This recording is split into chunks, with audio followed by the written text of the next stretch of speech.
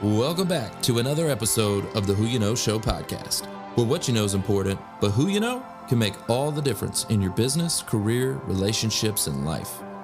My name is Trevor Houston, and on this show, you'll learn the strategy, grit, and mindset it takes to overcome obstacles so you can level up in your career, recover your cash flow, and live the life of purpose that God intended for you. Don't forget to look at the mic drop moments time-stamped in the show notes below. And if you've enjoyed today's episode, make sure to pay it forward, subscribe, and leave an honest review so we can improve. Thanks for listening. My name is Trevor Houston, and please enjoy this episode of the Who You Know Show.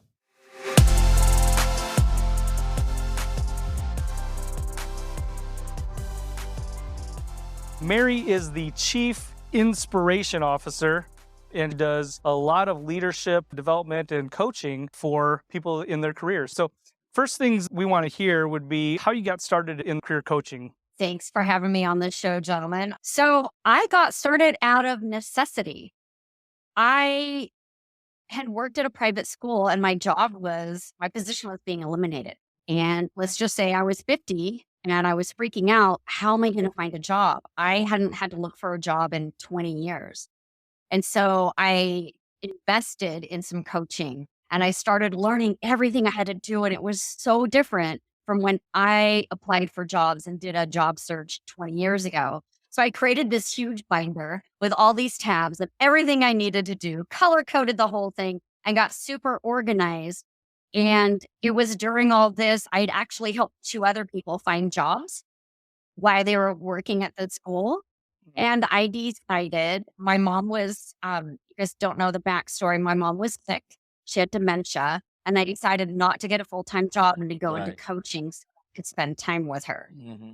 And so I became this career coach for women, helping them discover their strengths and their talents and get unstuck.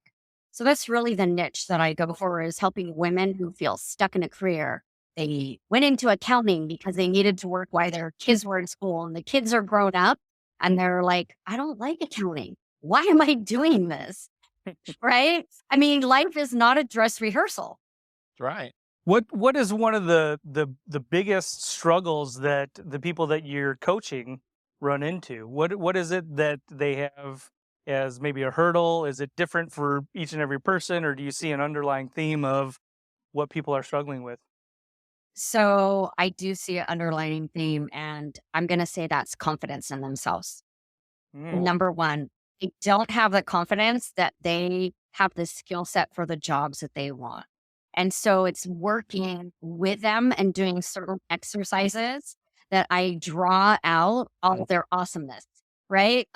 And we write that up and we use CAR statements or STAR statements. I'm sure you've heard of those: challenge, action, result.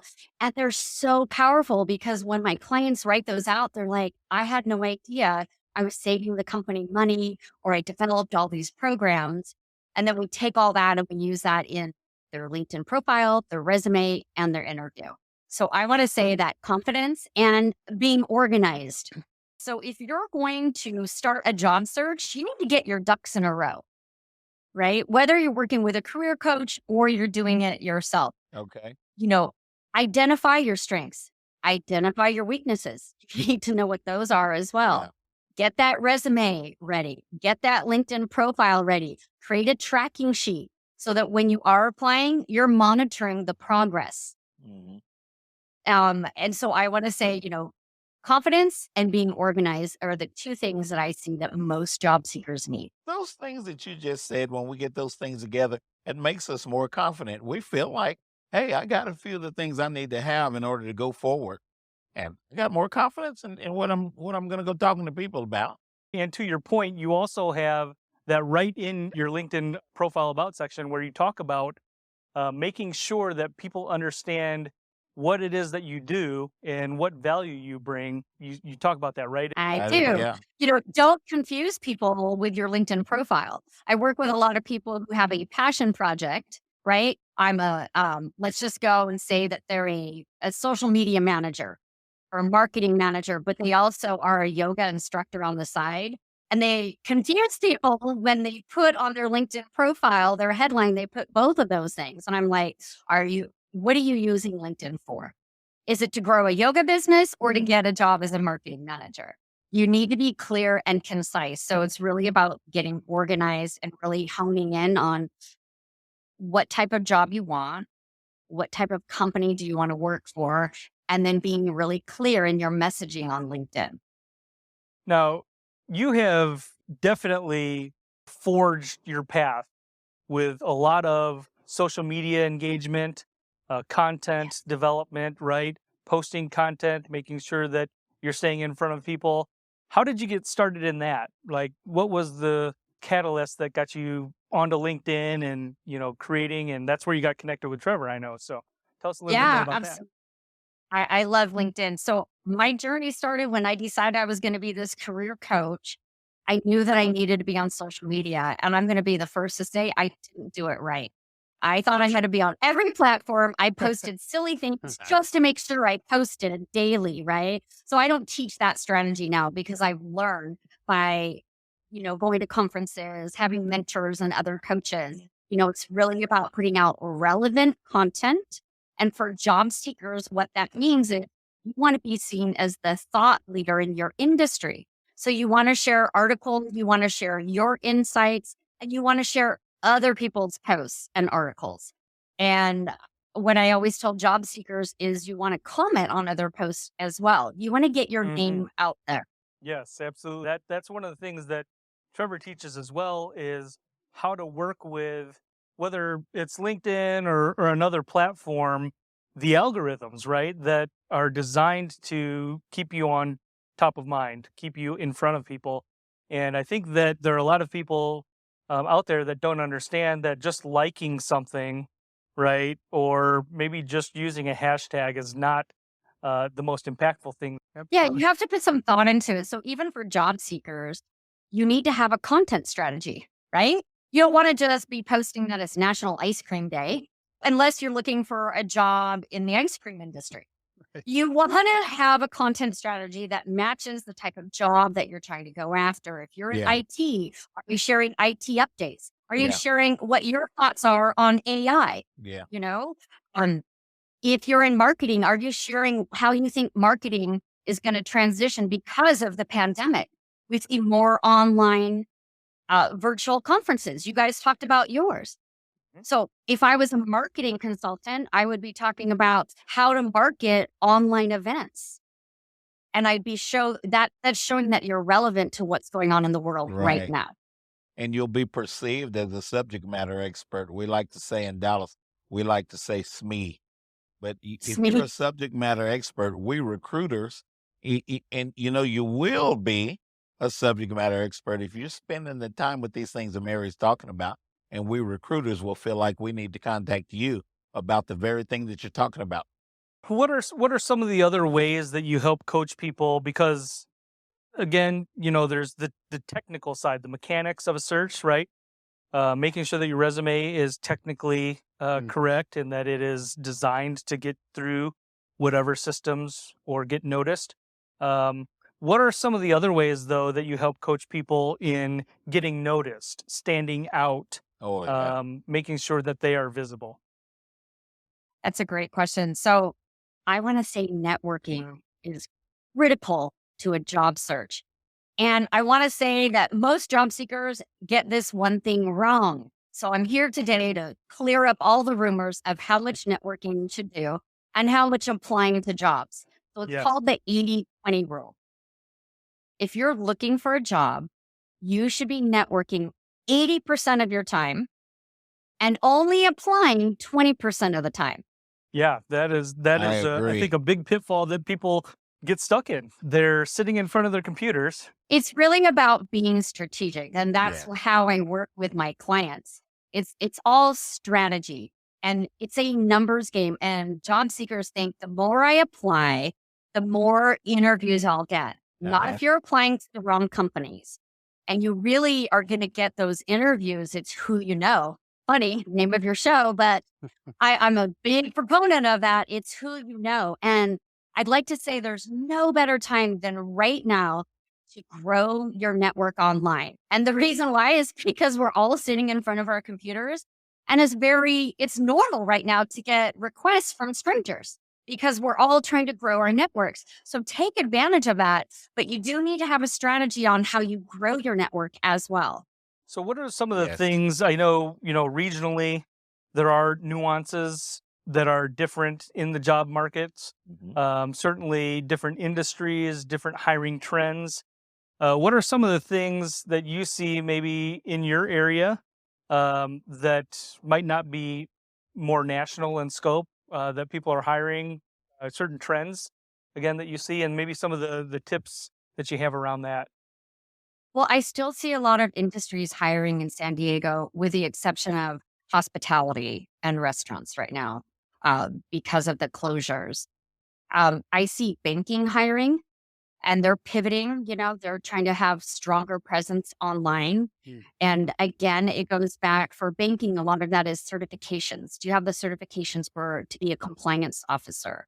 I see a lot of middle management being hired, a lot of leadership and talent development. That's not going anywhere. I don't know about your part of the world, but that is still being production and warehouses also. I don't know about you guys over in Texas, but production and warehouse jobs, like warehouse supervisors, I see a ton of those positions over here in California, San Diego, North County. Now, I'm sure that with your experience, right, and with your visibility, you've got clients and folks that you help around the country, maybe Oh, yeah. around the world. How does that differ in some of the other areas that you're working in? That's a great question. I do all my work from home. We do everything via Zoom. And it's ironic. I'm in San Diego. 80% of my clients are in the Phoenix, Arizona area. Oh, wow. Really? Yeah, I get a lot of requests from that. I do work locally with a few people, but I would say 80% of my client base is from Phoenix, Arizona. And here's why I think that happens. Phoenix is booming, It is. right? It It's is. growing city. It is a hub. You've got the airport there. You've got some big companies over there. And so I think that is why I'm getting so many requests for from job seekers over in Phoenix, Yeah. Arizona. But 80%. Mary, I have a question. I was just thinking while you guys were talking, we have a number of mothers that stayed home to raise children and they want to get back into the workforce. Do you work with a lot of those type of ladies, professional ladies? I do work with a few of moms that are like ready to transition back into the workforce, and they have a lot to offer the workforce, but it's all about how we package that up. What are the words that we're using on their resumes and on their LinkedIn profile? And I think that is one of the sectors where I have to help build up their confidence, Yeah. because they've been stay-at-home moms and they're like, who's going to hire me? And being a stay-at-home mom, let's just put it out there, one of the hardest jobs ever. You're a Yeah, it project is. manager, you're an event planner, you're a nutritionist, you're a doctor, you're an activity planner, Innovate. you're an operations manager. It's just, how do we package that up? And before you even get to that, what's your true talent?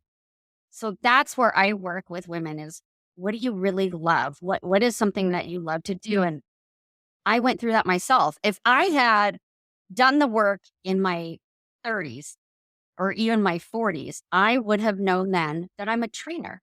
I'm a trainer, I'm a speaker. This is where I shined. I've always done it at my jobs unofficially. I've always been the go-to person. Mary will train us on the Google Calendar. Mary will train us on this new program. I never thought of that as a true talent that I could take to the masses and create a career out of it. You had mentioned a little bit earlier branding, right? And so I just wanted to talk about that real quick.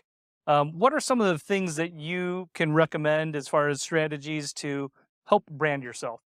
As job seekers, we need to create a personal brand. And so I'm talking a great headshot. What are the colors that you're going to use in your brand? And what's your statement? What's a quote that means something to you that you can use maybe on your background banner?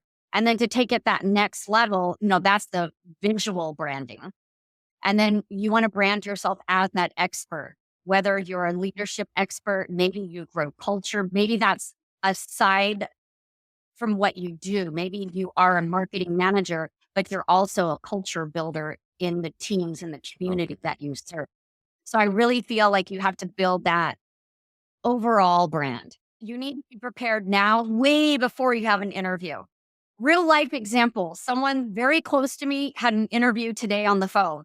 They're casually looking for jobs. They weren't ready with their car statements.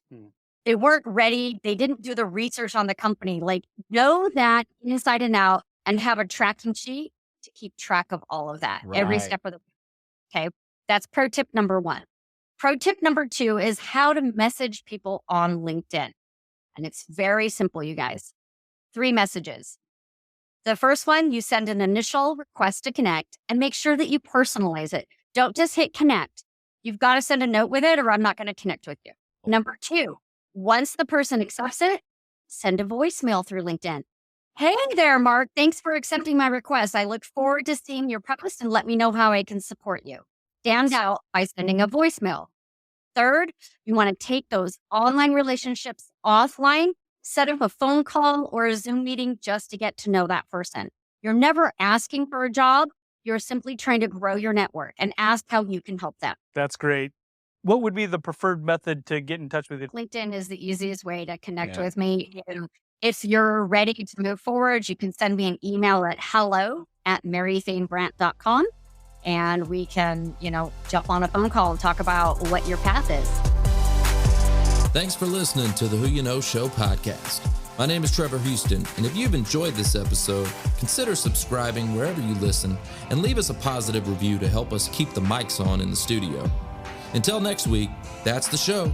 It's all about who you know.